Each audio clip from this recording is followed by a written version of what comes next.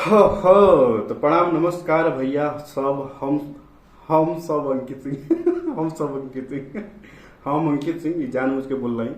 ठीक बा। सॉन्ग आइलो भाई केसारी भैया के जलवा पैदा करे वाला मशीन के सॉन्ग आइल बा।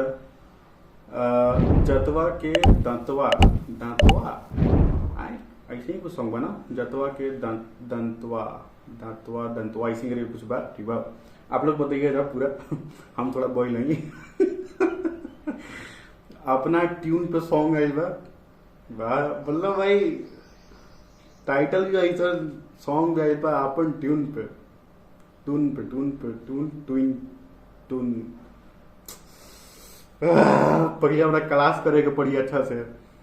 सिंगर भाई केसारी भैया और शिल्पी राज फ्यूचरिंग में थोड़ा बोले में गलत हो जाला, इसे फिट बोल देते हैं। ठीक बा। फिट में प्रिया रघुवंशी, लिरिक्स में अभिषेक भोजपुरिया। तो चले के सुने के का चल भाई सॉन्ग के का मजा होता कि ना। रंगदार वाला सॉन्ग पता ना भाई कम आई केसारी भैया के वो फाड़े वाला बा पूरा एकदम भोजपुरी इंडस्ट्री के फाड़ी।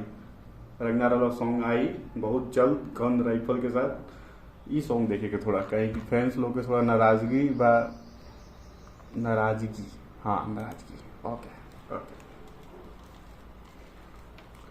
कई वजह कैसन से पाला पड़ल भाई यार।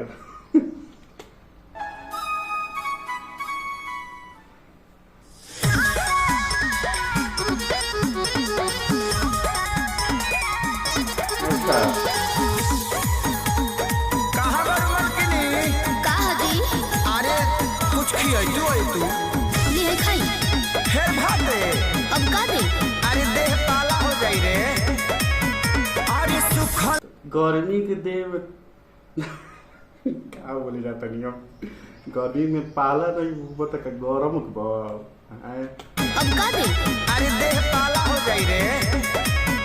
अरे सुखले भात खियावेलू तू हमरा के फुसला के रोटी नागी बेलेलू तू चौकी पर बेला नहीं लाके।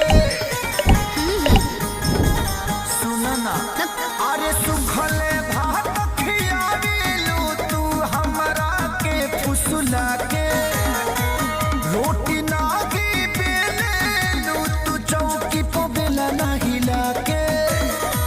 बड़े चोर हाय मोरे सुना कुछ बोले तो बन जालू से।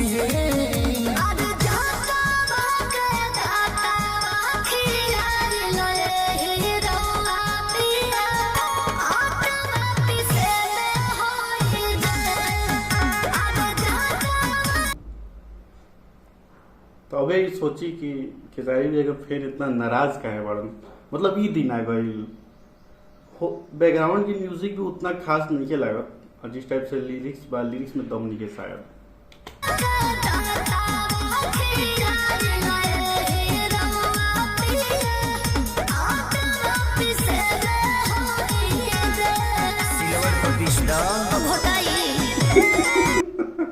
सॉन्ग से बढ़िया था लिरिक्स से बढ़िया तो यही लगा था हमारा बीच बीच जो ये सब डायलॉग आवेला वो मजा आवेला केसारी भैया।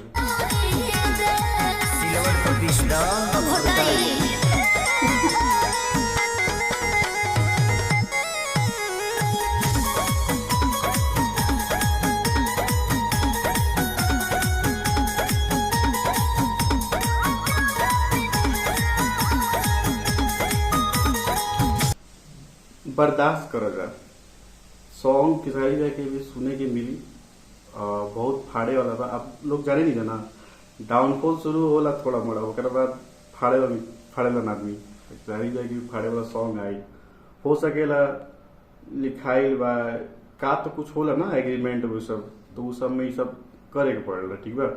तो मैनेज कर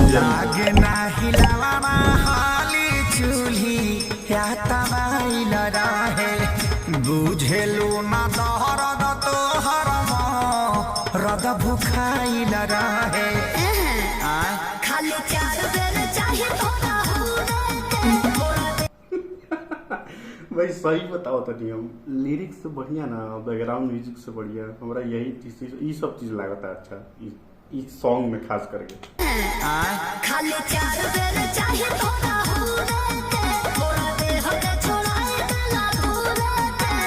जानी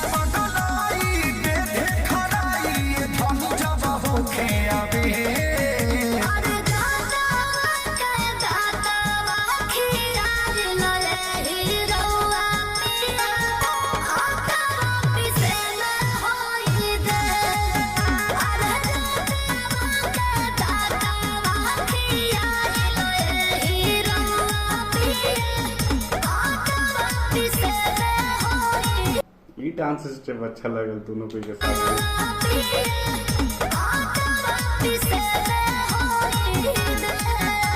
अरे भात पहले से सवेरे ढीला होता।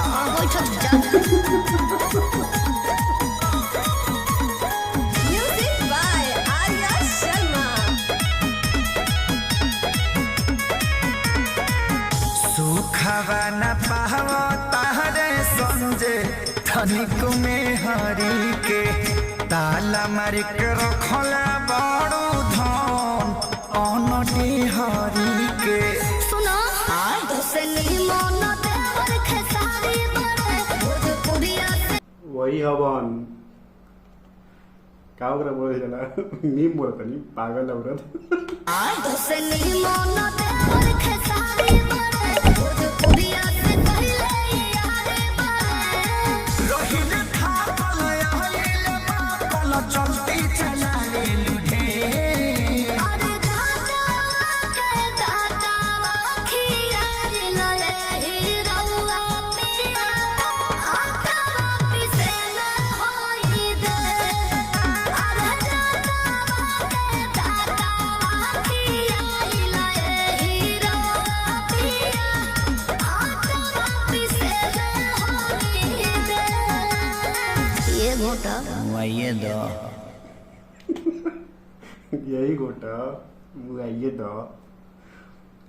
मतलब सॉन्ग इतना भी बुरा ना रहा जिस टाइप से आप लोग भोपाल में चलिए बा इनका मतलब कि यही दिन रह गई बा। ऐसा कोनो बात नहीं कि ठीक ठाक बा। हाँ लेकिन थोड़ा बहुत लागल, उतना खास ना लागल। एगो होला एग्रीमेंट ठीक बा, तो ओमे इन सब चीज करे के पड़ला, सॉन्ग लागे के पड़ला, लगातार जो भी चीज लिखल रही जे कर रही तो वो करे के पड़ला। ओकरा थोड़ा सा मैनेज करे के हमनी के, कहीं सॉन्ग आवेला बा फाड़े वाला भी बा तो ओकर हमनी के वेट करेगे। वेट के फल मीठा होला, पता बा ना, सबर के फल। तो आप सब बताइए कि आप सब के कैसन लगल भाई, और हम नेक्स्ट वीडियो में बहुत जल्द आएंगे। और जाए से पहले हम ये बता दी कि आप लोग कमेंट नहीं करत यार, इंटरेस्ट नहीं की जाकर हमारे से बात करे, तो थोड़ा सा कमेंट कर दिया, बता दीजिए कि हम कब लाइव आई। हम सोचते नहीं आधा एक घंटा आई आप लोग से बात करी, तो कोई टाइमिंग रखी जाए बताई जाए या फिर हम ही बता दें, ठीक बा। और कमेंट कर दिया जाए, अच्छा लगेगा। और जे कोई नया आए ओकरा सब्सक्राइब कर ली, अच्छा लगी, मजा आई, साथ में इनके इन्वाइट करते रहनी चाहिए। Bye by.